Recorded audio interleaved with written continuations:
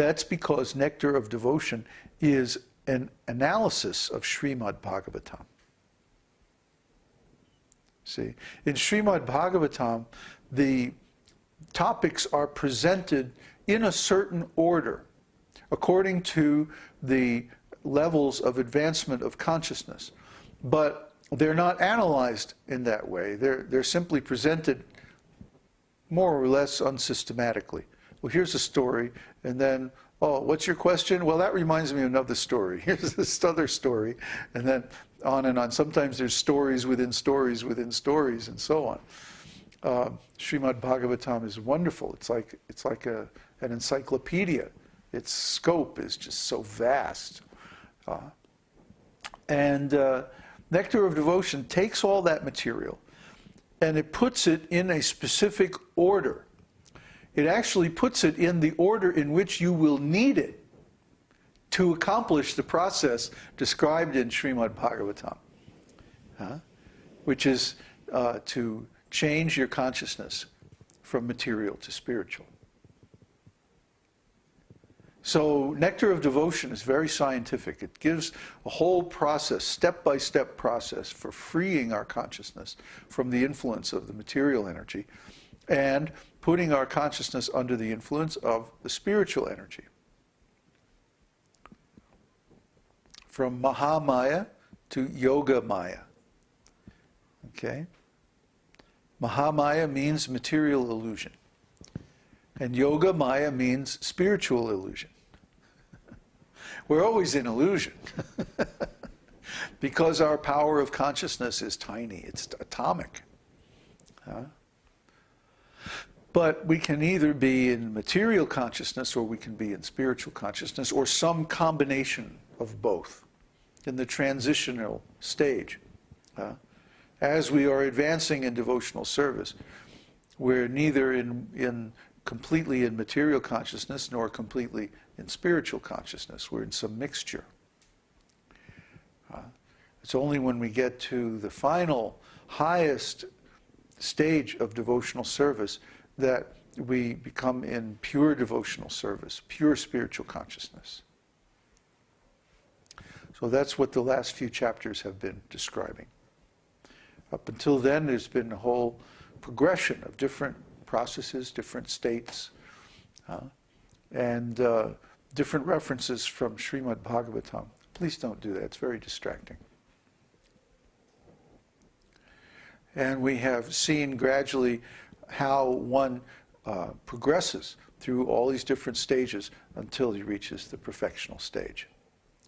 So the point, the big point here is that there is a perfectional stage, that there is a known, definite method for reaching the highest stage, and that one should progress through all these different stages until he actually gets there. That might seem like a trivial point, but I've been in devotional, so-called devotee societies where it was more or less assumed that nobody could become perfect. And that's not right. That's not correct. That's not the philosophy of Nectar of Devotion, and it's not the philosophy of Śrīmad-Bhāgavatam, and it's not the philosophy of Vedānta-sūtra. Vedānta-sūtra spends quite a bit of time talking about how unless there's something really, unless you've done something really, really bad, you can attain perfection in this lifetime. The process is specifically designed for that. And then Śrīmad-Bhāgavatam tells story after story after story, and the Padma Purana and the Vishnu Purana tell story after story after story about devotees who attained that perfection by different devotional methods. So the message that we get from the scripture is very different. The message that we get from the scripture is that you can attain this highest goal in life. There's several of our students right now, I mean, according to the things they post on our forum and like that, they're there. They're there. They're getting all these symptoms as described in Nectar of Devotion, and all these things are happening in their lives, and you know. And this is just as by on the internet. Imagine if they were actually here and living this life every day and so on.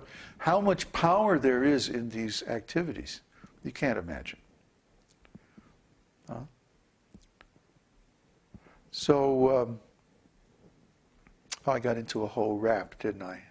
I was just going to ask for questions. But now really, post your questions about this process and about the whole first section, 19 chapters of Nectar of Devotion that we have covered in the last few months. Wow, it's been 3 months, hasn't it? We've been going over Nectar of Devotion. Yeah. Since we got here, remember, since before we got the house, I started doing those recordings, and we posted them, and then Naviyovana Prabhu kindly transcribed them, and we got so many big discussions on the forum about it, and I mean, it's really just been great. Okay, is there questions? Yes. A question from Amit. Is consciousness part of the soul or separate?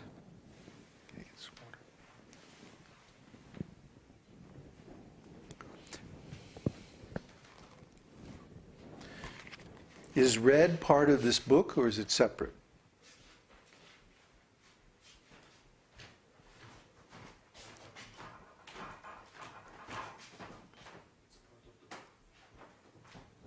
Shh. Don't give it away. Huh? Is white part of this cloth, or is it separate? Thank you.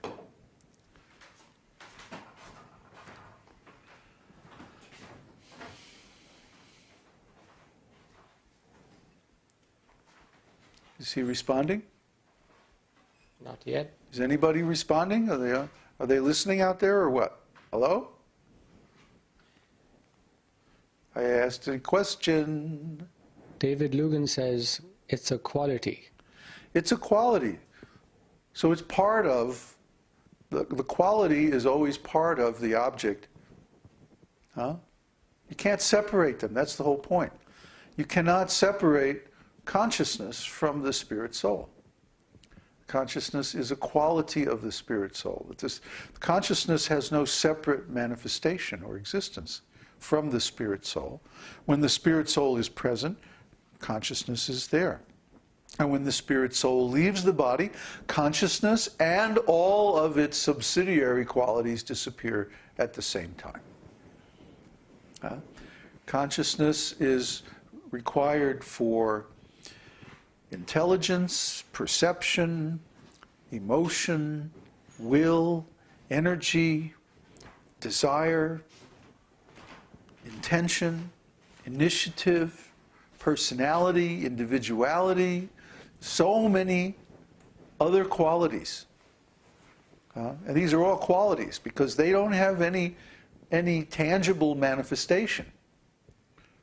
See, you can't take personality and put it in a test tube and make experiments with it. It's an intangible, just like consciousness. But it's a quality of a spirit soul. And when the spirit soul disappears from the body at death, all those qualities disappear at the same time. So,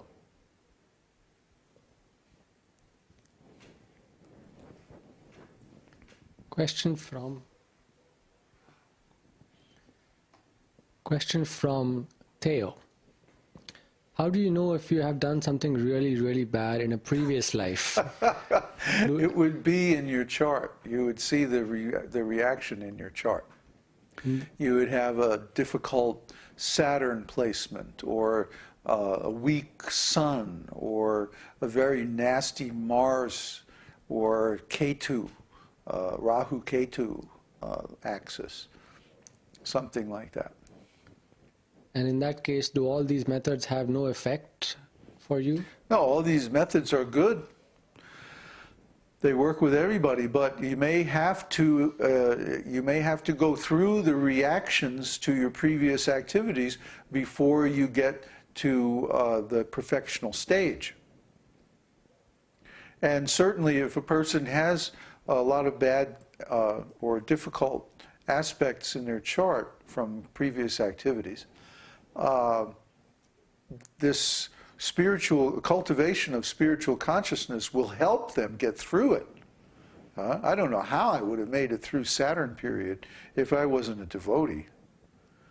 Oh, it was just awful, and it went on and on and on. Whew. 27 years.